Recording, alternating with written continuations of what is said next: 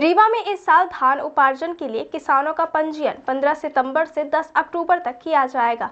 प्रशासन ने इसकी तैयारी शुरू कर दी है और किसानों को साफ संदेश दिया है कि यदि वे अपनी उपज का अधिकतम मूल्य पाना चाहते हैं तो उन्हें समय पर पंजीयन कराना होगा। शासन द्वारा निर्धारित समर्थन मूल्य पर ही किसानों से धान खरीदी की जाएगी। कलेक्टर सौरभ सोनवड़े ने जानकारी दी कि उपार्जन प्रक्रिया में शामिल होने के लिए किसानों को ऑनलाइन पंजीयन अनिवार्य है। यह पंजीयन 15 सितंबर से 10 अक्टूबर तक कराया जाएगा।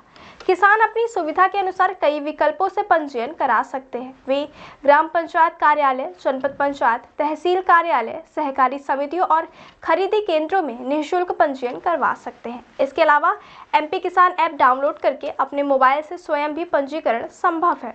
जो किसान निजी माध्यमों से पंजीयन कराना चाहेंगे वे MP online kiosk centre, common service centre, लोक सेवा केंद्र या साइबर कैफे पर 50 रुपये शुल्क देकर पंजीयन करवा सकते हैं।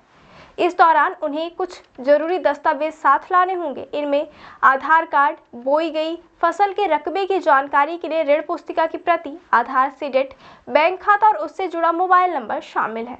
किसानों को अपने बैंक का IFS कोड भी उपलब्ध कराना होगा। ध्यान देने योग्य बात यह है कि उपार्जन का भुगतान केवल आधार और मोबाइल नंबर से जुड़े सक्रिय बैंक खाते में ही किया जाएगा।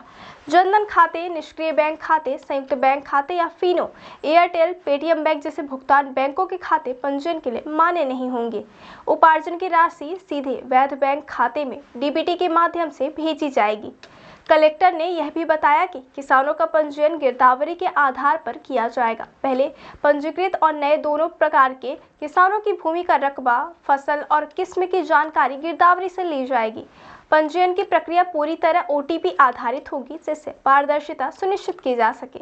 खरीफ विपणन वर्ष 2025-26 के लिए केवल सिकमी बटाईदार अनुबंध ही मान्य होंगे। कुल मिलाकर प्रशासन ने साफ कर दिया है कि किसानों को समय रहते सभी दस्तावेज पूरे कर पंजीकरण प्रक्रिया पूरी करनी होगी, तभी वे समर्थन मूल्य पर धान बेचकर अपनी मेहनत का उचित दाम प्राप्त कर पाएंगे।